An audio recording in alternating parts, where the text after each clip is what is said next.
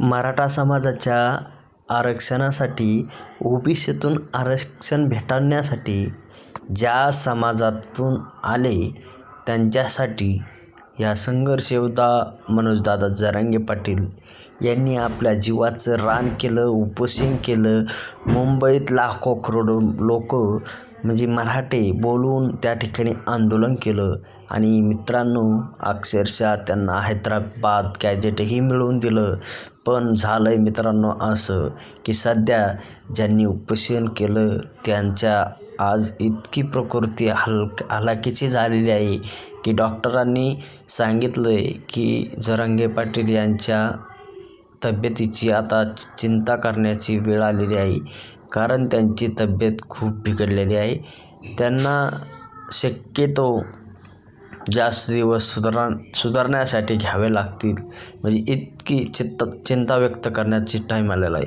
तर मित्रांनो काल आरक्षणाचा मुद्दा हैदराबाद गॅजेट लागू झालं आणि गावोगावी आपण फटाके वाजवून गुलाल उधळून आनंद व्यक्त केला. पण ह्या आनंदात मित्रांनो दुःख पण आहे. ते दुःख म्हणजे जरांगे पाटील यांना आज जे म्हणजे दुःख सोसावं लागत आहे शरीरासाठी, ते दुःख सर्व समाजाला त्यांच्यासाठी जे दुःख होतं आहे ते सर्व समाज बांधवांनासुद्धा होतं आहे. आणि आपण मुंबईत असताना या पोरांनी अशा काही कलमा केल्या की सरकार खरंच हतबल झालं.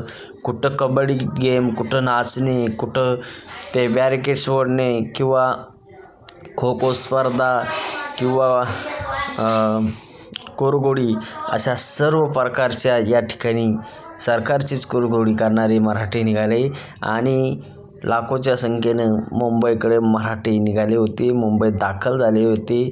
थोडीफार सरकारकडूनही चूक झाली आणि व्यवस्था नसल्यामुळं मराठ्यांनी आपली व्यवस्था आपणच बोलवून घेतली. त्यामुळे सरकार पुन्हा घाबरलं आणि सरकारला खरंच गुडघे टेकावे लागले आणि हैदराबाद गॅजेट हे कुणबी नोंदी असलेलं सरकारला त्याची मान्यता द्यावी लागली. मित्रांनो तुम्हाला हा व्हिडिओ कसा वाटला? लाईक करा, कमेंट करा.